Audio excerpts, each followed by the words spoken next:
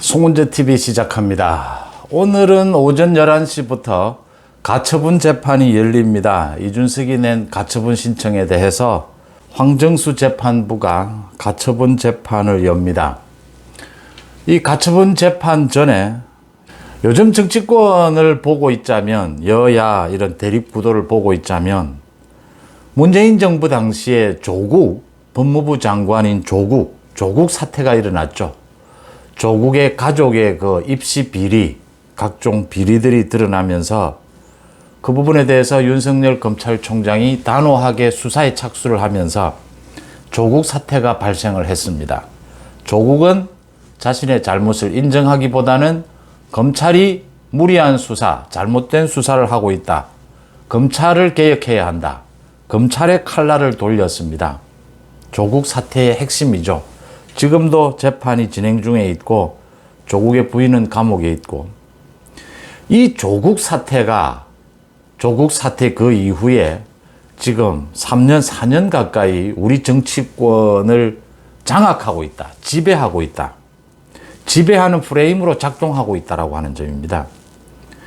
조국 사태가 일어나기 전에는 정권 교체는 사실은 불가능한 상황이었습니다. 그런데 조국 사태가 발생을 하면서 많은 사람들이 문재인 정권의 민낯을 들여다보게 됐고, 문재인 정권의 내로남불, 문재인 정권의 각종 비리, 거기에 덧붙여서 문재인 정권의 적폐청산이 얼마나 잘못된 것인가를 보게 된 것이죠. 그래서 정권 교체가 가능할 수 있겠다. 그 정권 교체의 주인공으로 윤석열 검찰총장이 떠오르게 된 것입니다. 그래서 불가능에 가까웠던 정권 교체가 일어났고, 그러니까 그게 대선까지 이어지면서 윤석열과 이재명의 대결은 범법의 대결이 되었던 것입니다. 그래서 민주당 지지층도 굉장히 큰 폭으로 있음에도 불구하고 소폭이긴 하지만 이재명이 패하는 이런 결과가 됐고, 지금도 이 대립 구도가 이어지고 있다고 하는 겁니다. 그러니까 조국의 제자들이라고 부르고 싶습니다.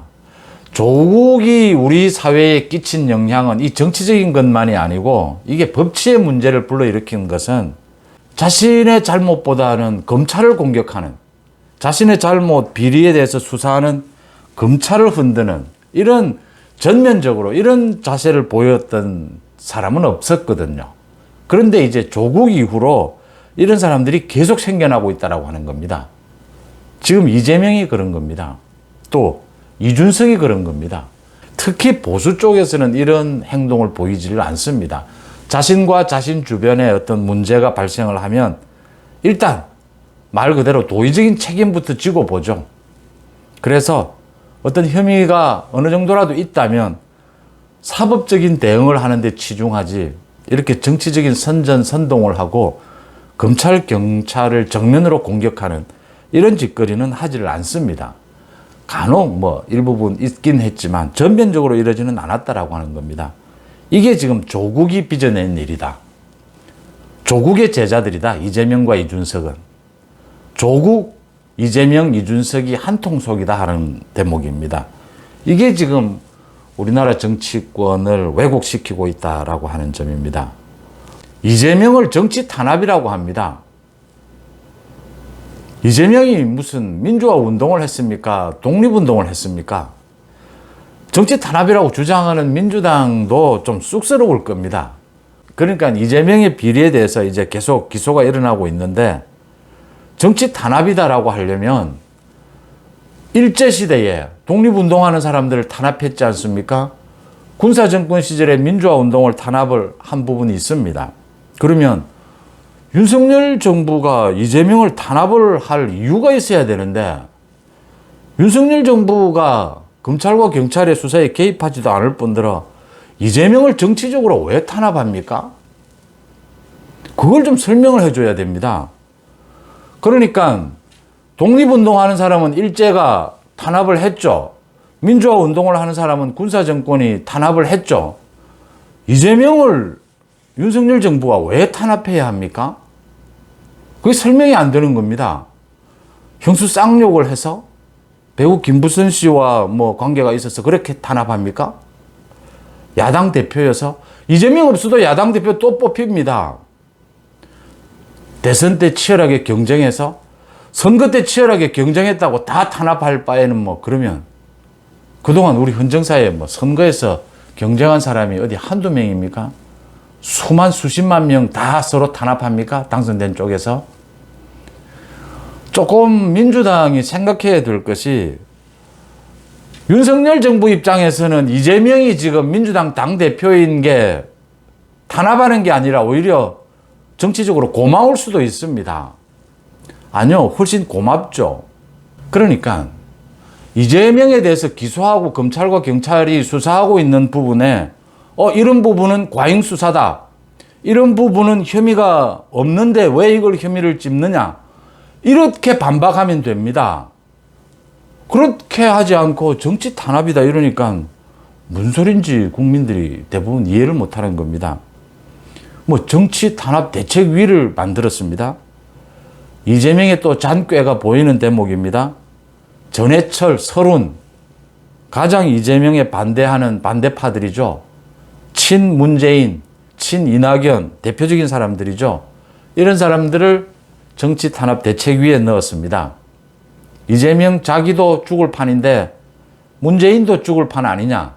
손잡자 이겁니다. 이제 죄를 저질러서 어차피 감옥에 가야 될 사람들끼리 손잡고 이제 민주당은 하나다. 친문 친명 없다. 이제 단결하자. 뭐 윤석열 정부에 맞서자라고 합니다. 민주당은 이제 범죄자 연합당이 되는 겁니까?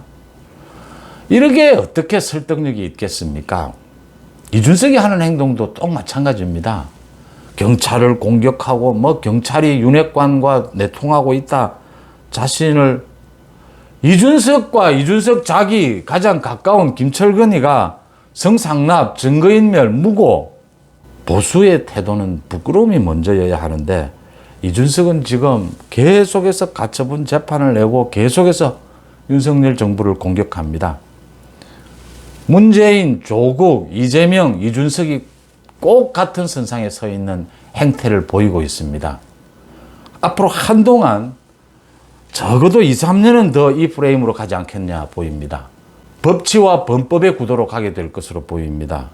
이 법치를 바로 세워야 한다라고 하는 부분이 이런 법치를 우습게 생각하는 이 그룹을 정치권에서 완전히 배제시켜야 한다. 완전히 격리시켜야 된다라고 하는 부분을 말씀을 드리고요.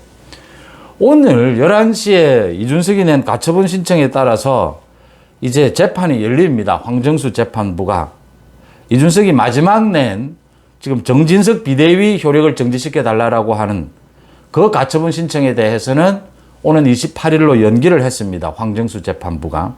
이제 오늘 재판하는 것은 이준석이 그동안 뭐 줄줄이 내놓은 것들입니다. 맨 먼저 국민의힘이 1차 가처분 신청 결과에 불복을 해서 이의신청을 한 부분, 그 다음 이준석이 2차 가처분 신청 낸 것이 주호영이 임명한 비대위원들의 효력을 정지시켜달라라는 것이었고, 3차 낸 것이 당헌 당규를 고친 것, 비상 상황을 가지고 재판부가 1차 가처분 결과에 문제 제기를 했기 때문에 비상 상황에 대해서 좀 구체적으로 이렇게 규정을 했습니다. 뭐 선출직 최고위원 4명 이상이 사퇴를 하면 비상 상황으로 본다. 뭐 이런 식으로 정리를 했습니다. 오늘 국민의힘이 낸 이의신청이나 주호영이 임명한 비대위원들의 효력 정지는 이제는 뭐 모두 지난 일이어서 거론할 일이 없습니다. 그래서 아마 양측 모두 오늘 소를 취할 것으로 보입니다.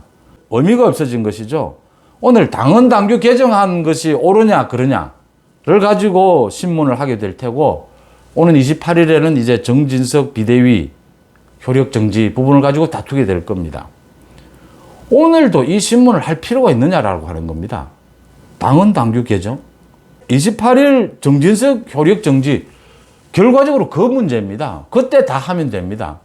그래서 오늘 굳이 이게 할 필요가 있느냐라는 부분인데, 오늘 일단 뭐 법정에서 소를 취하기 전에는 재판을 한다 하니까, 신문을 한다라고 하니까 이 결과에 따라서 황정수 재판부의 태도가 좀 바뀌었는지, 황정수 재판부가 결정을 내릴 건지 아니면 28일 같이 내릴 수도 있고요. 황정수 재판부의 태도가 어떤지가 굉장히 중요하고 간접적으로 28일 정진석 비대위 그 결정에 영향을 미칠 수밖에 없다라는 부분 때문에 관심이 쏠립니다. 제가 오늘 이 재판부가 재판 신문을 할 텐데 이게 뭐 큰 의미가 없습니다. 어느 당은 당규 고친 것 가지고 재판부가 뭐 이래라 저래라 할 게 없습니다. 일반적으로는. 민주당이나 정의당이나 뭐 당은 당규 고치면 자기들이 알아서 고치면 될 일입니다.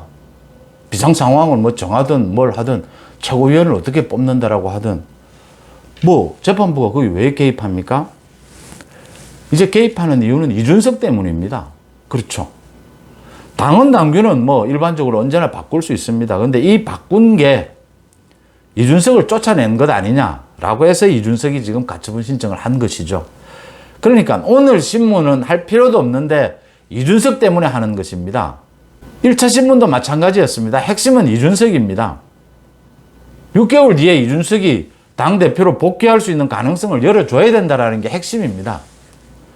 이 태도, 재판부의 이 태도가 바뀌었는지 바뀌지 않았는지 좀 지켜봐야 될 대목인데 지금 이준석의 권익을 아직도 황정수 재판부가 지켜줘야겠다라고 생각을 한다면 정진석 비대위원장의 직무를 정지시켜야 하는 것입니다. 그 판결은 이제 28일 신문을 하게 되는 것이죠. 그래서 뭐 오늘 게 크게 중요한 게 아니다. 이제 간접적인 것이다 라고 하는 겁니다. 이준석의 여론전입니다. 계속 이준석은 지금 재판을 빨리 여러 번 많이 열고 싶은 겁니다. 이준석의 권익을 지켜주겠다라고 하는 자세라면 재판부가 28일 신문에서 결정할 부분입니다. 정진석의 효력을 정진시켜야 하는 겁니다. 그게 직접적인 것이죠. 이제 국민의힘에서는 오늘 재판도 중요한 것이 이게 결정을 28일 전에 재판부가 할지 안 할지도 좀 애매한 부분인데 오늘 재판에 성실히 임하고 난 다음에 재판부의 자세가 바뀌었느냐라는 부분을 점검해 볼 필요가 있습니다. 정진석 비대위의 효력 정지 이 재판에 관해서는 4차 가처분 재판에 관해서는 28일로 연기시켰습니다. 연기해 달라고 하는 요청을 받아들였습니다. 이게 태도 변화를 의미하는 거냐 재판부에. 그러니까 1차 때는 재판부가 개입을 했습니다. 정당의 문제에. 그런데 이제는 당헌 당규도 고치고 상황도 좀 바뀐 만큼 이점에서 정치 부분에 개입하는 것은 자제를 할 건지 아니면 계속 개입을 해서 이준석의 문제는 이준석의 6개월 뒤에 다시 당대표로 복귀하는 이 권익은 지켜져야 된다라는 쪽으로 계속 되는 건지를 지켜본 다음에 16일 이준석에 대한 경찰 조사 그 결과도 지켜보고 윤리위를 열어야 된다라고 하는 부분입니다. 그러니까 국민의힘은 가급적이면 윤리위를 또다시 열지 않고 이준석 문제를 정리하고 싶은 것이죠. 당헌 당규를 고쳐서 지금은 비상 상황이다. 비상 상황이어서 비대위로 가게 되면 이준석은 당연히 해임이다. 라는 걸로 정리를 하는데 이게 법원에 의해서 막히게 되면 이제 방법이 없는 겁니다. 이제는 윤리위를 통해서 추가 징계를 해서 이준석을 뭐 제명을 시키든 제명을 시키면 또 최고위원 의결이 있어야 하는데 출당을 시키든 어떤 형태로든 당에서 격리를 시켜서 당에서 격리를 시키면 이제 그 윤리위 처분에 대한 가처분 신청 부분이 이제 또 다투어질 것입니다. 경찰 조사가 있고 기소가 일어나더라도 이준석 이 부분을 수동적으로 처리하지 말고 지금 당에서 당헌 당규까지 고쳐서 이준석 부분을 해임시켰는데도 법원에서 아니다라는 입장이라면 윤리위를 통해서 추가 징계를 통해서 출당을 시키는 방법이 가장 적극적이고 효율적이고 국민들의 지지를 받을 수 있는 부분이다. 이렇게 정리하는 것이 맞다라고 보입니다. 하루하루 상황에 따라서 계속 전략과 전술을 바꿔가야 되는 굉장히 긴박한 상황이다라고 하는 부분입니다. 오늘 신문에서는 이야기가 뭐 많이 나오겠지만 이겁니다. 이준석은 자신의 결국 권익 지켜달라는 건데 당대표로서 당헌 당규 고친 것도 자신 쫓아내기 위한 것이다.